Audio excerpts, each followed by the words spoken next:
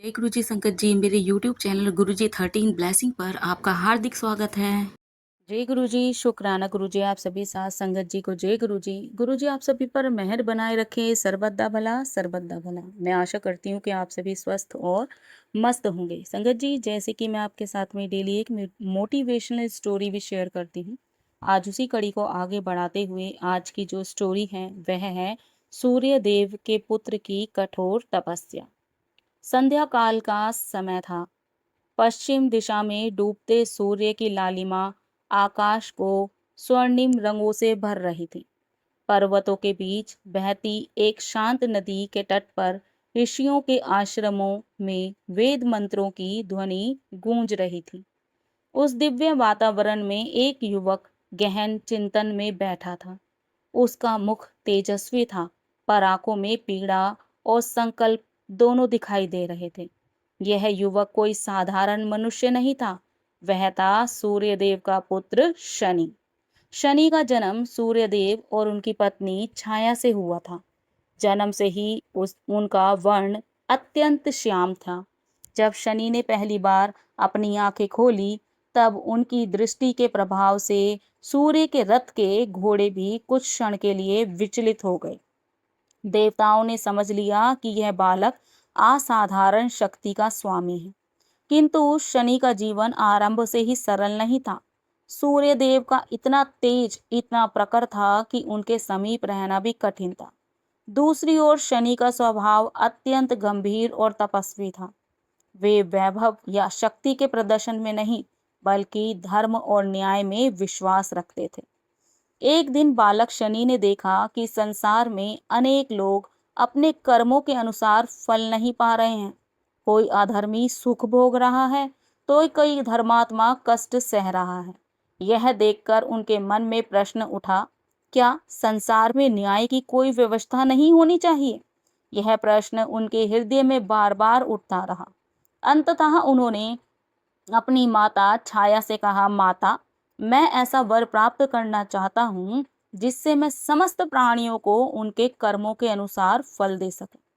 छाया ने प्रेम पूर्वक कहा, पुत्र, ऐसा सामर्थ्य केवल भगवान शिव की कृपा से ही प्राप्त हो सकता है। यदि तुम्हारा संकल्प अटल है तो उनकी आराधना करो। माता के शब्द सुनकर शनि ने उसी क्षण तपस्या का निश्चय कर लिया। वे हिमालय की ओर चल पड़े। मार्ग में घने वन, ऊंचे पर्वत और दुर्गम पथ आए, किंतु उनका संकल्प तनिक भी नहीं डिगा। अंततः वह एक निर्जीव स्थान पर पहुंचे, जहां केवल हिम, शांति और प्रकृति का अद्भुत वैभव था। वहीं उन्होंने भगवान शिव का ध्यान आरंभ किया।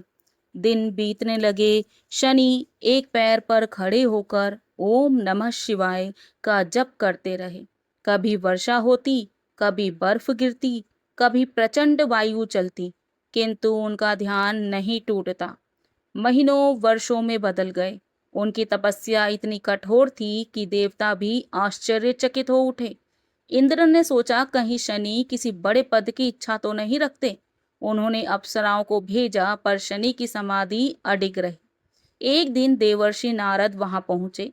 उन्होंने देखा कि शनि का शरीर अत्यंत कृश हो गया है, किंतु उनके मुख पर दिव्य तेज झलक रहा है। नारद जी ने प्रसन्न होकर कहा, वत्स, तुम्हारी तपस्या तीनों लोकों में चर्चित हो चुकी है। भगवान शिव अवश्य प्रसन्न होंगे। शनि ने विनम्रता से उत्तर दिया, देवर्षि, मैं किसी व्यक्तिगत लाभ के लिए तप नहीं कर रहा। मैं केवल इतना चाहता हूँ कि संसार में न्याय की स्थापना हो। नारद जी यह सुनकर अत्यंत प्रसन्न हुए और बैकुंठ तथा कैलाश दोनों लोकों में शनि की महिमा का वर्णन करने लगे। समय बीतता गया। एक दिन संपूर्ण हिमालय दिव्य प्रकाश से भर उठा। आकाश में डमरू की ध्वनि गूंजने लगी। चारों ओर सुगंधित पुष्पों की वर्षा होने लगी। भगवान शिव स्वयं वहां प्रकट हुए। उनके साथ माता पार्वती भी थी। भगवान शिव ने प्रेम पूर्वक कहा, वत्स शनि, अपनी आंखें खोलो। ज्यों ही शनि ने नेत्र खोले, उन्होंने अपने आराध्य को सामने खड़े पाया। वे तुरंत भूमि पर दंडवत हो गए। उनकी आंखों से भक्ति के आंसू बहने लगे। भगवान शिव ने कहा, तुम्हारी तपस्या, धैर्य और निष्पक्षता से मैं अत्यंत प्रसन्न हूँ, वर मांगो।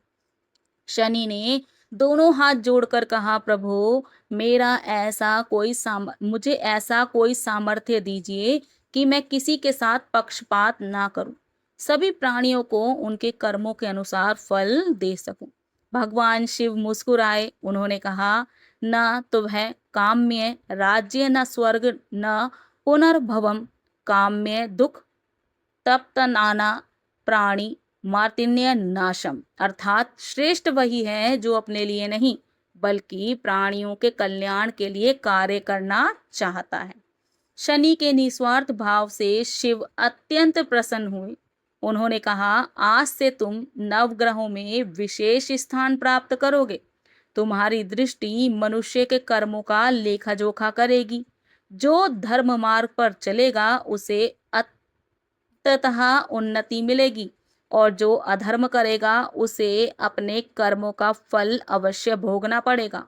यह सुनकर शनि ने पुनः प्रणाम किया। उसी समय समस्त देवता वहां उपस्थित हुए। उन्होंने शनि का अभिनंदन किया, किंतु शनि के मन में एक शंका अभी भी थी। उन्होंने भगवान शिव से पूछा, प्रभु यदि लोग मुझसे भय करने लगे तो क्या होगा? यदि वे मुझे केवल कष्ट देने वाला ग्रह समझे तो? भगवान शिव ने गंभीर स्वर में उत्तर दिया, वत्स, संसार प्राय बाहरी परिणाम देखता है, कारण नहीं। जब तुम किसी को उसके कर्मों का फल दोगे तो अज्ञानी लोग तुम्हें दोष देंगे, परंतु ज्ञानी समझेंगे कि तुम न्याय के देवता हो। माता पार्वती ने भी कहा, जिस प्रकार चिकित्सक रोगी को कड़वी औषधि देता है, उसी प्रकार तुम्हारा प्रभाव भी आत्मा को उसके दोषों से मुक्त करने का साधन बनेगा। शनि को अब समझ में आ गया। उन्होंने अपने जीवन का उद्देश्य स्पष्ट रूप से अब जान लिया। समय बीता और शनिदेव ने अपने दायित्व का पालन आरंभ किया। राजा हो या भिखारी, देवता हो या दानव, उनकी दृष्टि में सभी समान थे।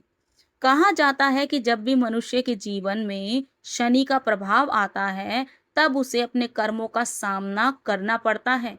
यदि उसने जीवन में धर्म, सत्य और परिश्रम को अपनाया है, तो वही काल उसके और लिए उन्नति का कारण बन जाता है। यदि उसने छल, अहंकार और अन्याय किया है, तो वही समय उसे सुधारने का अवसर देता है। इसी कारण शनि को केवल दंडदाता कहना उचित नहीं है। वे वास्तव में कर्म फलदाता और न्यायाधीश हैं। एक बार देवताओं ने भगवान शिव से पूछा, प्रभु आपने शनि को इतना महत्वपूर्ण दायित्व क्यों दिया? शिव ने उत्तर दिया, क्योंकि जिसने स्वयं कठोर तपस्या की हो और अपने व्यक्तिगत सुख की इच्छा ना रखता हो, जो न्याय के लिए समर्पित हो, वही निष्पक्ष निर्णय कर सकता है। यह सुनकर देवता शनि के प्रति श्रद्धा से भर गए। शनिदेव भी कभी अपने पद के अभिमान में नहीं आए। वे सदैव भगवान शिव के चरणों में समर्पित रहे। उनकी शक्ति का स्रोत उनका तप, उनकी विनम्रता और उनकी भक्ति थी। यही कारण है कि शास्त्रों में कहा गया है कि जो व्यक्ति सत्य, परिश्रम, सेवा और ईश्वर भक्ति का मार्ग अपनाता है, वह शनि की कृपा का पात्र बनता है। शनि हमें कष्ट देने नहीं आते, बल्कि हमारे जीवन को शुद्ध करने आते हैं। जिस प्रकार अग्नि सोने को कुंदन बनाती है, उसी प्रकार कठिन परीक्षाएं मनुष्य के चरित्र को महान बनाती हैं। शनि की यह कथा हमें सिखाती है कि सच्ची शक्ति अधिकार में नहीं, बल्कि निष्पक्षता में होती है। जो व्यक्ति अपने स्वार्थ से ऊपर उठकर धर्म और न्याय के लिए जीता है, वही वास्तव में ईश्वर की कृपा प्राप्त करता है। और जब जीवन में कठिन समय आए तो उसे दंड नहीं, बल्कि आत्म सुधार और आध्यात्मिक उन्नति का अवसर समझना चाहिए। यही शनिदेव की तपस्या और भगवान शिव के वरदान का वास्तविक संदेश है। बहुत ही प्यारी मोटिवेशनल स्टोरी कहें या पुराणों में कही गई गाथा, बहुत ही प्यारी और बहुत ही हमें कुछ सीखने को मिला। संगत जी, मैं आज अपनी वाणी को यहीं विराम दूंगी। जय गुरु जी, शुक्राना गुरु जी, जय जय गुरु जी।